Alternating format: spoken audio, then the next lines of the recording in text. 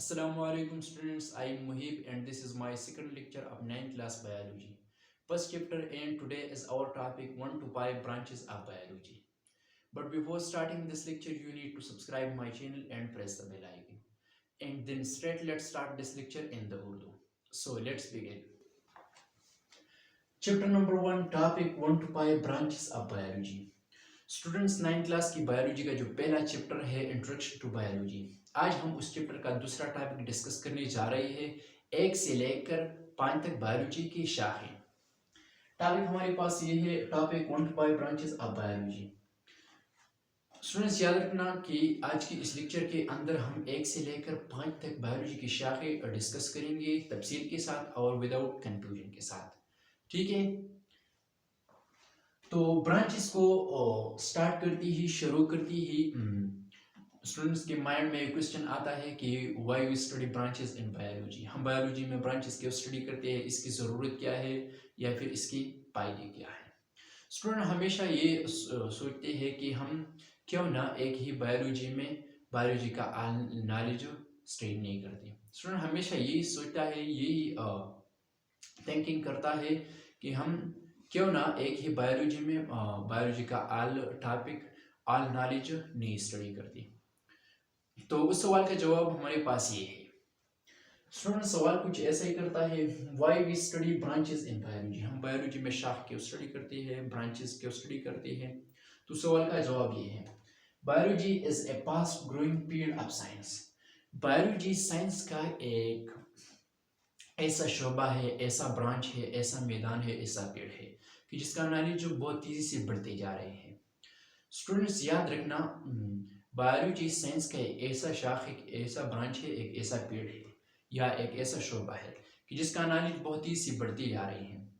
Students याद रखना कि बायोलॉजी की 16 ब्रांचेस से पता चलता है, बायोलॉजी की 16 ब्रांचेस से पता चलता है कि बायोलॉजी में हमारे पास ऑलरेडी बहुत ज़्यादा नॉलेज है, उसकी 16 ब्रांचेस से पता चलता है। स्टूडेंट्स यह इस सेंटेंस का मतलब ये है, इस सेंटेंस का रीजन ये है, इस सेंटेंस का biology is a fast growing field of science. Biology science का एक ऐसा शोबा है कि जिसका नॉलेज बहुत तेजी से बढ़ते जा रहे हैं। इसका वजह यह है मेरे जहन के मुताबिक कि इंसान का कि नॉलेज के मैदान में इंसान का जो पहला गोल होता है, पहला मकसद होता है, वो ये होता है कि पहला फर्ज इंसान का ये बनता है कि वो लिविंग थिंग को बचाने के लिए कोशिश करे, स्ट्रगल करे। मतलब ये कि इंसान को चाहिए कि वो उस नॉलेज पर ज़्यादा तवज्जो दे, इस नॉलेज के ज़रिए हम लिविंग थिंग को बचा सकते हैं। और वो नॉलेज हमारे पास क्या है, वो बायोलॉजी का नॉलेज है। तो इसलिए हमारे पास बायोलॉजी का नॉलेज ऑलरेडी बहुत ज़्यादा है और अभी बहुत तेज़ी से बढ़ती जा रही है। ये थिंकिंग था, ये सोच था मेरे माइंड के मुताबिक, ठीक है। तो स्टूडेंट्स अब नेक्स्ट चलते हैं। Therefore, it is divided into many specialized branches. Therefore, लिहाजा it is divided, इसको तकसीम किया गया है, इनको तकसीम किया गया, किसको, बायोलॉजी को, into many specialized branches, बहुत सी खसूसी ब्रांचों में। स्टूडेंट्स यहाँ into many specialized branches का मतलब ये है कि हमारे पास बायोलॉजी का जो ब्रांचेस है, हर एक ब्रांच का एक अलग अलग नाम है और हर एक ब्रांच के अंदर हम एक अलग अलग टॉपिक डिस्कस करते हैं। यहाँ into many specialized ब्रांच का मतलब यही था, ठीक है। तो बायोलॉजी को इसलिए बहुत से खुसूसी ब्रांचों में तकसीम किया गया है इन दो बातों के लिए, फॉर बेटर अंडरस्टैंडिंग, बेहतरीन तफहीम के लिए या बेहतरीन समझने के लिए, एंड और कन्वीनियंस, सहूलियत के लिए। स्टूडेंट्स याद रखना, मैं आप लोगों को लास्ट में, इस लेक्चर के लास्ट में बताऊंगा कि बेहतरीन कन्वीनियंस और बेहतरीन सहूलियत या बेहतरीन समझना कैसा है, क्या होता है, वो लास्ट में आप लोगों को मैं बताऊंगा इस लेक्चर के लास्ट में, ठीक है। तो अब चलते हैं बायोलॉजी के पहले ब्रांच की तरफ कि उसका मीनिंग क्या है, उसका नाम क्या है और उसमें हम क्या स्टडी करेंगे, ठीक है। लेकिन उससे पहले हमने रिमेंबर की तरफ थोड़ा तवज्जो करना है। रिमेंबर के अंदर हमारे पास एक बेसिक टर्म है, एक बेसिक डिफिनीशन है, वो हम करेंगे। उसके बाद मॉर्फोलॉजी का डिफिनीशन हम करेंगे, ठीक है। रिमेंबर, याद रखना, इन बायोलॉजी में स्ट्रक्चर मीन स्ट्रक्चर का मतलब है ढांचे का मतलब है साख का मतलब है any part of the living organism, जानदार का हर वो हिस्सा that can be seen with naked eye, जो हम अपनी नंगी आम आंखों के जरिए देख सकते हैं, जो हम अपनी नंगी आम आंखों के जरिए देख सकते हैं, आर या with the help of microscope, या हम वो माइक्रोस्कोप की मदद से देख सकते हैं, माइक्रोस्कोप के जरिए देख सकते हैं, उनको हम बायोलॉजी में स्ट्रक्चर कहेंगे। स्टूडेंट्स याद रखना कि बायोलॉजी में स्ट्रक्चर का मतलब हमारे पास क्या है, स्ट्रक्चर का मतलब ये है लिविंग ऑर्गेनिज्म का हर वो हिस्सा, जानदारों का हर वो हिस्सा जो हम अपनी नंगी आंखों के जरिए या माइक्रोस्कोप के जरिए हम वो देख सकते हैं, उनको हम स्ट्रक्चर कहेंगे बायोलॉजी में। ठीक है, तो आपने ये डिफिनेशन कभी भी नहीं बोलना है स्ट्रक्चर के बारे में, ठीक है। तो अब चलते हैं बायोलॉजी के पहले ब्रांच की तरफ कि वो क्या है, उसका मीनिंग क्या है और उसमें हम क्या स्टडी करेंगे।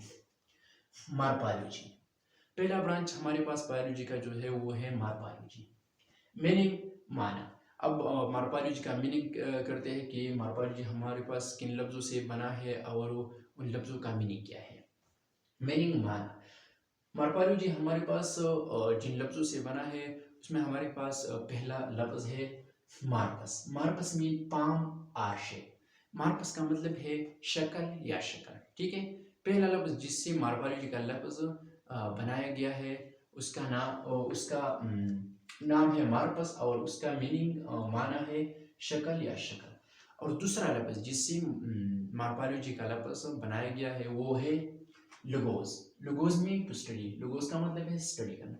तो स्टूडेंट्स यहाँ मार्पायोलॉजी के मीनिंग से पता चलता है कि हम मार्पायोलॉजी के अंदर लिविंग ऑर्गेनिज्म का, जानदारों का शेप स्टडी करेंगे, शक्ल स्टडी करेंगे। लेकिन अब चलते हैं डिफिनेशन की तरफ कि तुम्हारा माइंड और भी क्लियर हो जाए, ठीक है। डिफिनेशन हमारे पास मार्पायोलॉजी का ये है, study of form, shape and structure of organism. Students morphology में हमारे पास जो पहला स्टडी पॉइंट है वो ये है कि हम लिविंग ऑर्गेनिज्म का, जानदारों का शक्ल स्टडी करेंगे, ये पहला स्टडी पॉइंट है। दूसरा स्टडी पॉइंट हमारे पास मार्पायोलॉजी में ये है कि हम लिविंग ऑर्गेनिज्म, जानदारों का ढांचा स्टडी करेंगे, स्ट्रक्चर स्टडी करेंगे, ठीक है। टू स्टडी पॉइंट है हमारे पास मार्पायोलॉजी में, एक ये है कि मार्पायोलॉजी के अंदर हम जानदारों का शेप स्टडी करेंगे, शक्ल स्टडी करेंगे। और दूसरा स्टडी पॉइंट ये है कि मार्पायोलॉजी के अंदर हम लिविंग ऑर्गेनिज्म का स्ट्रक्चर स्टडी करेंगे, जानदारों का साथ स्टडी करेंगे, ढांचा स्टडी करेंगे, ठीक है। तो अब चलते हैं दूसरे ब्रांच की तरफ, बायोलॉजी की दूसरी ब्रांच की तरफ कि वो क्या है, उसका मीनिंग क्या है और उसमें हम क्या स्टडी करेंगे। सेकंड ब्रांच ऑफ बायोलॉजी हमारे पास है एनाटॉमी। तो चलते हैं एनाटॉमी की मीनिंग की तरफ, ठीक है। मीनिंग्स, माना। एनाटॉमी हमारे पास दो लफ्जों से बनाया गया है, एक हमारे पास है एनाटोमिया। एनाटोमिया मीन कटिंग अप। एनाटोमिया का माना है, एनाटोमिया का मतलब है कटिंग अप, कट करना। और दूसरा लफ्ज जिससे एनाटोमी का लफ्ज बनाया गया है वो है लुगोज। लुगोज मीन टू स्टडी। लुगोज का मतलब क्या है, लुगोज का मतलब है स्टडी करना। तो स्टूडेंट्स यहाँ एनाटॉमी की मीनिंग से पता चलता है कि हम एनाटॉमी के अंदर जो लिविंग ऑर्गेनिज्म स्टडी करते हैं, जो जानदार स्टडी करेंगे, स्टडी करते हैं, तो उनकी स्टडी के दौरान हम वो जानदार कट करेंगे। क्या करेंगे स्टूडेंट्स, ये करेंगे हम कि एनाटॉमी के अंदर हम जो जानदार स्टडी करते हैं उनकी स्टडी के दौरान हम वो जानदार कट करेंगे इसे, ठीक है। अच्छा, तो अब चलते हैं, यहाँ हमारे पास एनाटॉमी की मीनिंग से सही पता नहीं चलता, जस्ट इतना पता चलता है कि हम एनाटॉमी के अंदर जब लिविंग ऑर्गेनिज्म स्टडी करते हैं, जानदार स्टडी करते हैं, तो उनको हम कट करेंगे। तो अब चलते हैं डिफिनेशन की तरफ कि आइडिया कि आपका माइंड और भी क्लियर हो जाए, ठीक है। तो हमारे पास एनाटॉमी का जो डिफिनेशन है वो है study of internal structure of organism. Students हमारे पास एनाटॉमी में एक ही स्टडी पॉइंट है, एक ही स्टडी पॉइंट है, वो ये है कि हम एनाटॉमी के अंदर जानदारों का अंदरूनी ढांचा स्टडी करेंगे, जानदारों का अंदरूनी साख स्टडी करेंगे। क्या स्टडी करेंगे हम, बायोलॉजी नो, हम एनाटॉमी के अंदर हम लिविंग ऑर्गेनिज्म का, जानदारों का क्या स्टडी करेंगे, अंदरूनी स्ट्रक्चर स्टडी करेंगे, अंदरूनी स्ट्रक्चर, साख्त या ढांचा स्टडी करेंगे। ठीक है, तो स्टूडेंट्स यहाँ एनाटॉमी का जो मीनिंग था वो ये था कि हम लिविंग ऑर्गेनिज्म, जानदारों को स्टडी करते वक्त हम उनको कट करेंगे। मतलब ये कि हम एनाटॉमी के अंदर जो जानदार स्टडी करते हैं उनकी स्टडी के दौरान हम वो जानदार कट करेंगे। तो यहाँ हमारे पास एनाटॉमी के डिफिनेशन से वो मीनिंग भी क्लियर हो गया कि एनाटॉमी का डिफिनेशन हमारे पास ये है कि एनाटॉमी में हम जानदार स्टडी करेंगे, लेकिन उसका जो अंदरूनी ढांचा है, अंदरूनी जो साख्त है वो हम स्टडी करेंगे एनाटॉमी के अंदर। तो स्टूडेंट्स याद रखना, जब हम एक ऑर्गेनिज्म का अंदरूनी ढांचा स्टडी करते हैं, अंदरूनी साख्त स्टडी करते हैं, तो कट करने के बगैर हम वो फिर स्टडी नहीं कर सकते। तो यह जो एनाटॉमी का जो मीनिंग था वो भी क्लियर हो गया एनाटॉमी के डिफिनेशन से। ठीक है, तो अब चलते हैं बायोलॉजी के थर्ड ब्रांच की तरफ कि वो क्या है, उसमें हम क्या स्टडी करेंगे, उसका मीनिंग क्या है। अच्छा, लेकिन उससे पहले हमने रिमेंबर की तरफ थोड़ा तवज्जो करना है कि रिमेंबर में हमारे पास किस चीज़ का डिफिनीशन है वो हम स्टडी करेंगे, फिर हिस्टोलॉजी की तरफ चलेंगे। ठीक है, रिमेंबर याद रखना, क्या याद रखना, टिश्यू याद रखना। यहाँ हमारे पास रिमेंबर में क्या है, टिश्यू का डिफिनीशन है। Tissue a group of similar cell, एक जैसी खोलियों का एक group, a group of similar cell, एक जैसी खोलियों का एक group, which perform a particular work, जो एक खास काम करता है। स्टूडेंट्स याद रखना, लिविंग ऑर्गेनिज्म में हर वो हिस्सा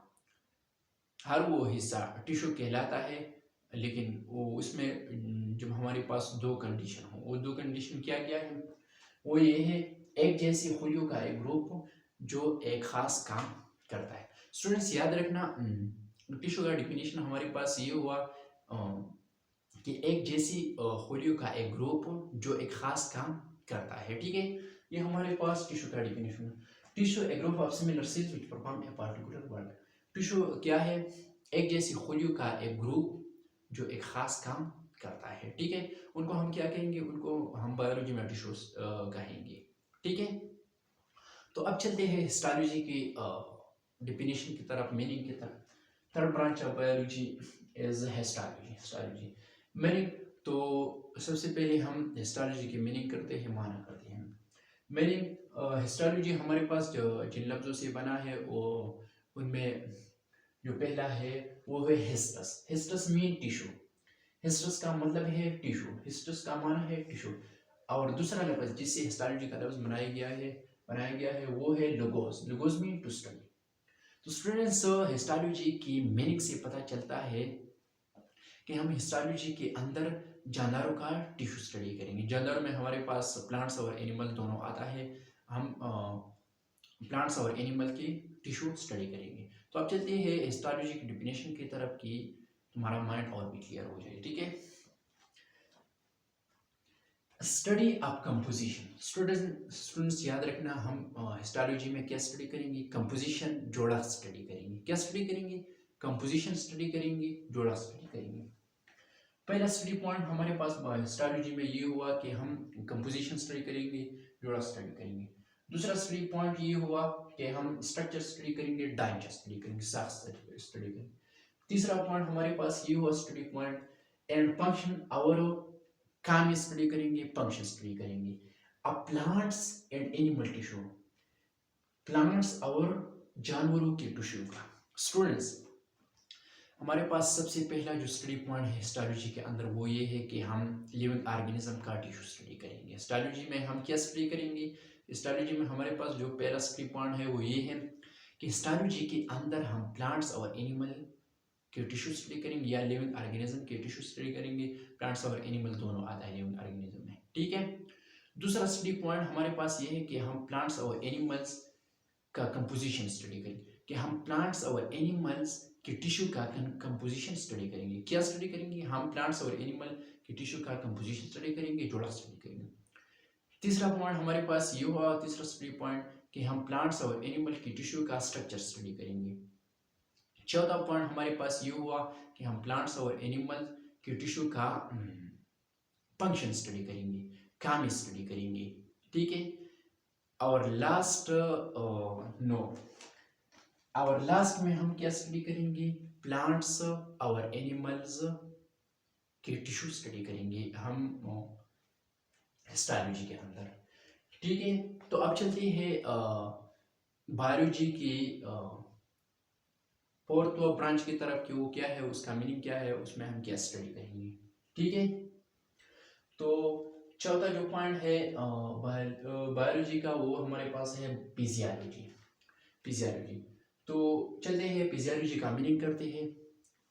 मीनिंग माना, फिजियोलॉजी हमारे पास दो लफ्जों से बनाया गया है। एक हमारे पास है, एक लफ्ज हमारे पास है फिजियो, एक लफ्ज हमारे पास क्या है, physio. Physio mean nature, physio का मतलब है फितरत या कुदरत। फिजियो का माना है फितरत या कुदरत। और दूसरा लफ्ज जिससे फिजियोलॉजी का लफ्ज बनाया गया है वो है लुगोज। लुगोज मीन टू स्टडी, लुगोज का मतलब क्या है, स्टडी करना। तो स्टूडेंट्स, यहाँ हमारे पास फिजियोलॉजी की मीनिंग से थोड़ा बहुत तो पता चलता है कि हम फिजियोलॉजी के अंदर क्या स्टडी करेंगे, लिविंग ऑर्गेनिज्म का नेचर स्टडी करेंगे, उसका फितरत स्टडी करेंगे, उसका कुदरत स्टडी करेंगे। तो हम चलते हैं फिजियोलॉजी की डिफिनेशन की तरफ कि फिजियोलॉजी में हम क्या स्टडी करेंगे, कि तुम्हारा माइंड और भी क्लियर हो जाए। अच्छा, study a function of different parts of organism. Study a function, physiology के अंदर हम क्या स्टडी करेंगे, फंक्शन का स्टडी करेंगे, फंक्शन स्टडी करेंगे, लेकिन किस चीज का, of different parts of organism, of living organism. Living organism के मुख्तलिफ हिस्सों का काम स्टडी करेंगे हम फिजियोलॉजी के अंदर। फिजियोलॉजी में हमारे पास पहला जो स्टडी पॉइंट है वो ये है कि हम फिजियोलॉजी के अंदर लिविंग ऑर्गेनिज्म, जानदारों का जानदारों की मुख्तलिफ हिस्सों का काम स्टडी करेंगे। पहला स्टडी पॉइंट ही हुआ। और दूसरा जो स्टडी पॉइंट है वो ये है and the activities occurring in them. और लिविंग ऑर्गेनिज्म के मुख्तलिफ हिस्सों में जो एक्टिविटीज, जो सरगर्मियाँ होती हैं, वो हम स्टडी करेंगे फिजियोलॉजी के अंदर। स्टूडेंट्स याद रखना, फिजियोलॉजी में हम लिविंग ऑर्गेनिज्म, जानदारों के मुख्तलिफ हिस्सों का काम स्टडी करेंगे। दूसरा स्टडी पॉइंट ये है फिजियोलॉजी के अंदर कि हम लिविंग ऑर्गेनिज्म, जानदारों के मुख्तलिफ हिस्सों के सरगर्मियाँ स्टडी करेंगे। ये हमारे पास दूसरा स्टडी पॉइंट था फिजियोलॉजी में, ठीक है। तो फिजियोलॉजी का एक और टाइप भी हम कर सकते हैं, वो ये है और बहुत इजी है। Arya, physiology is the study. Physiology study है, मुतालिया है, किस चीज का, अब how the human body work. Physiology हमारे पास ये स्टडी है कि ह्यूमन का जो बॉडी है, इंसान का जो बॉडी, इंसान का जो जिस्म है, वो कैसा काम करता है। फिजियोलॉजी किस चीज का स्टडी है, physiology is the study of how the human body work. Physiology हमारे पास मुतालिया है किस चीज का, इस चीज का। फिजियोलॉजी हमारे पास क्या है, थोड़ा कंफ्यूजन है, हाँ। Physiology is the study, physiology मुतालिया है, फिजियोलॉजी स्टडी है। अब how the human body work, कि इंसान का जो जिस्म है, इंसान का जो बॉडी है, वो कैसा काम करता है। फिजियोलॉजी हमारे पास क्या है, फिजियोलॉजी हमारे पास वो स्टडी है, इस चीज़ का स्टडी है कि इंसान का जो बॉडी है, इंसान का जो जिस्म होता है, वो कैसा काम करते हैं। फॉर एग्जाम्पल, मिसाल के फिजियोलॉजी ऑफ ब्रेन, ब्रेन का जो फिजियोलॉजी है। स्टूडेंट्स याद रखना, यहाँ हमने फिजियोलॉजी ऑफ ब्रेन का एग्जांपल लिया है। इसका मतलब ये है कि ब्रेन का जो काम है वो हमारे पास ब्रेन का काम हुआ, लेकिन ब्रेन के पीछे जो फिनोमेना होता है, जो अमल होता है जिसके ज़रिए हमारा ब्रेन काम कर रही है, तो हमारे पास क्या हुआ, वो हमारे पास ब्रेन का एक्टिविटी हो गया, ठीक है। फॉर एग्जांपल, अगर मैं सिंपल एग्जांपल ये ले लूँ कि कान के ज़रिए हम सुनते हैं, कान के ज़रिए हम सुनते हैं। फॉर एग्जांपल मैं ईयर का फिजियोलॉजी स्टडी करने जा रहा हूँ। फॉर एग्जांपल मैं ईयर का फिजियोलॉजी स्टडी करता हूँ, ठीक है। तो सबसे पहले मैं ईयर का काम स्टडी करूँगा। ईयर का काम हमारे पास आम है सुनना, ठीक है। लेकिन ईयर का जो एक्टिविटी है वो ये है कि ईयर के अंदर हमारे पास जो कुछ हो रहा है, जो फिनोमेना शामिल है, जो अमल होता है कान के अंदर, वो हम स्टडी करेंगे फिजियोलॉजी के अंदर। ठीक है। फॉर एग्जांपल अगर मैं आईज का फिजियोलॉजी स्टडी करने जा रहा हूँ फॉर एग्जांपल, तो सबसे पहले मैं आंखों का काम स्टडी कर, आंखों के ज़रिए हम देख सकते हैं। लेकिन आंखों के ज़रिए जो हम देख सकते हैं, इस देखने के पीछे जो फिनोमेना है, जो अमल होता है आंखों के देखने के पीछे, तो वो अमल को हम क्या कहेंगे, उन अमल को हम एक्टिविटी कहेंगे। मतलब ये कि हम वो फिनोमेना, वो अमल स्टडी करेंगे जिसके ज़रिए हम आंखों के ज़रिए देख सकते हैं। ठीक है। एक और भी तारीफ हम फिजियोलॉजी की कर सकते हैं, वो ये है हमारे पास, और या physiology as the study of normal function of living organism. Physiology मुताला है, फिजियोलॉजी स्टडी है अब normal function of living organism. Living organism का जो अमूमन जो हम काम है वो हम स्टडी करेंगे फिजियोलॉजी के अंदर। सुन, फिजियोलॉजी के अंदर हम लिविंग ऑर्गेनिज्म के मुख्तलिफ हिस्सों का जो अमूमन जो आम काम है वो हम स्टडी करेंगे फिजियोलॉजी के अंदर। ठीक है। एंड देयर पार्ट्स, और लिविंग ऑर्गेनिज्म के जो मुख्तलिफ हिस्से हैं उनके हम काम स्टडी करेंगे। उनके लिविंग ऑर्गेनिज्म के जो मुख्तलिफ हिस्से हैं उनकी काम हम स्टडी करेंगे फिजियोलॉजी का। स्टूडेंट्स, फिजियोलॉजी का जो सिंपल डिफिनेशन है वो ये होता है कि फिजियोलॉजी में लिविंग ऑर्गेनिज्म जानदारों के मुख्तलिफ हिस्सों का काम स्टडी करेंगे। ठीक है। और दूसरा स्टडी पॉइंट ये है कि हमारे पास लिविंग ऑर्गेनिज्म के मुख्तलिफ हिस्सों में जो एक्टिविटीज़ होता है वो हम स्टडी करेंगे फिजियोलॉजी के अंदर। मैंने एग्जांपल ये लिया था थोड़ी देर पहले कि कान के ज़रिए हैं हम सुनते, फॉर एग्जांपल मैं कान की फिजियोलॉजी स्टडी करता हूँ, तो सबसे पहले मैं क्या करूँगा, प्लांट ईयर कान की फंक्शन स्टडी करूँगा। तो कान के आम जो फंक्शन है वो ये होता है कि कान के ज़रिए हम सुनते हैं। और स्टूडेंट्स याद रखना कि कान में हमारे पास जो फिनोमेना होता है, जो सरगर्मियाँ होता है, वो ये होता है कि कान के ज़रिए हम सुनते हैं, लेकिन कान के पीछे जो कुछ होता है, जो फिनोमेना होता है, जो अमल होता है, वो हमारे पास एक्टिविटी है कान के अंदर, वो हम स्टडी करेंगे फिजियोलॉजी के अंदर। ठीक है। तो अब चलते हैं बायोलॉजी के लास्ट नो तो अब चलते हैं बायोलॉजी के 5वें ब्रांच की तरफ कि वो क्या है और उसमें हम क्या स्टडी करेंगे। इस लेक्चर के का जो लास्ट ब्रांच है वो अब हम स्टडी करने जा रहे हैं, वो है एम्ब्रियोलॉजी। तो चलते हैं एम्ब्रियोलॉजी के मीनिंग की तरफ। मीनिंग मान, एम्ब्रियोलॉजी हमारे पास जिन लफ्ज़ों से बनाया गया है उसमें हमारे पास पहला जो है वो है embryo. Embryo mean Pitt's. Embryo का मतलब क्या है? पीटस, जनीन। एम्ब्रियो का मतलब क्या है? पीटस, जनीन। पीटस का जो उर्दू में जो मीनिंग है वो है जनीन। ठीक है। और दूसरा लफ्ज़ जिससे एम्ब्रियोलॉजी का लफ्ज़ बनाया गया है वो है logos. Logos mean to study, और लोगोस का मतलब क्या है? स्टडी करना। मतलब ये कि फिजियोलॉजी नो एम्ब्रियोलॉजी की मीनिंग से पता चलता है कि हम फिजियोलॉजी के अंदर एम्ब्रियो स्टडी करेंगे।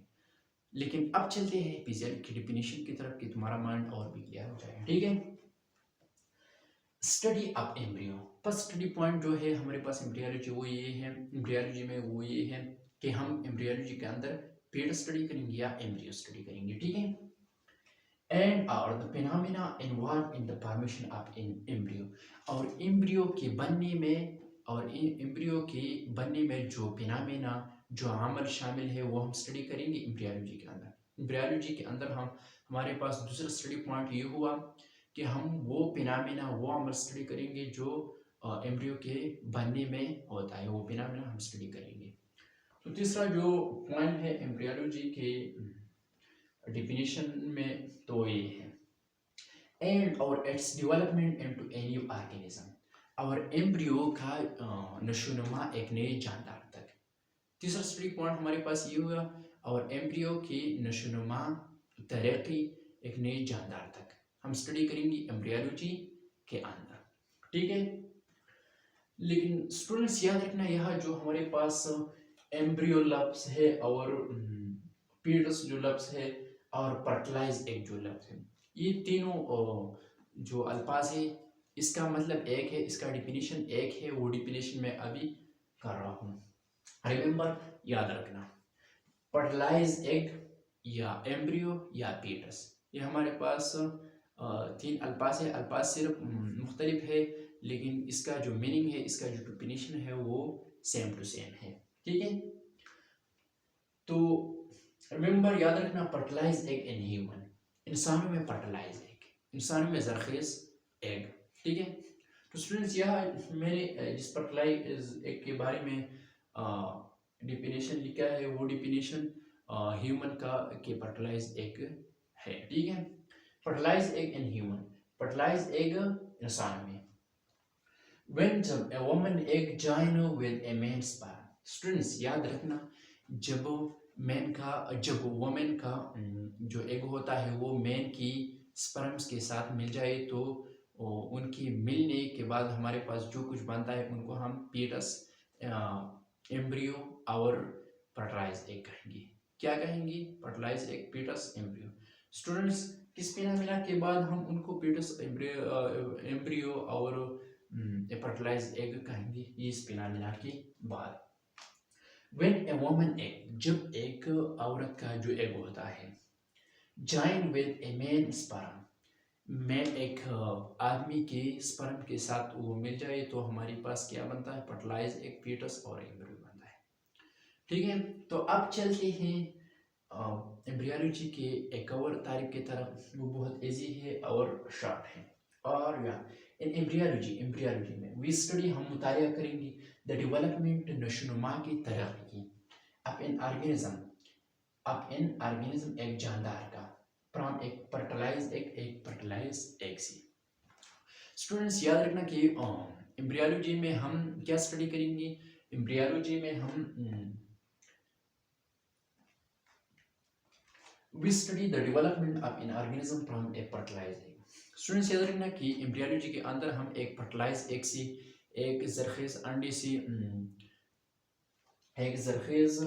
से, हम क्या स्टडी करेंगे? एक नई जानदार का डेवलपमेंट स्टडी करेंगे, नशोनुमा स्टडी करेंगे।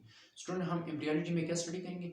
हम एम्ब्रियोलॉजी में एक नई जानदार के डेवलपमेंट के नशोनुमा का स्टडी करेंगे, ए टू जेड, उसके एक नई जानदार बनने तक। ठीक है, इन एम्ब्रियोलॉजी में भी स्टडी, हम मुतालिया करेंगे द डेवलपमेंट, नशोनुमा या तरक्की ऑफ एन ऑर्गेनिज्म, एक जानदार का, फ्रॉम ए फर्टिलाइज एग से इनटू ए न्यू ऑर्गेनिज्म, एक नई जानदार के पैदा होने तक, के बनने तक। ठीक है, तो स्टूडेंट्स यहाँ जो मैंने बेटर अंडरस्टैंडिंग और कन्वीनियंस का जो बात किया था, उसका मतलब आपको, आई थिंक आप लोग अंडरस्टैंड हो गया हो उस मतलब पर। तो स्टूडेंट्स, ये था हमारा आज का लेक्चर, और नेक्स्ट लेक्चर में हम दोबारा मिलेंगे। अगर लेक्चर में कोई भी प्रॉब्लम हो और किसी भी टॉपिक के अंदर कोई भी कंफ्यूजन हो तो कमेंट में ज़रूर सेंड करना। ओके, बाय, अल्लाह हाफिज़।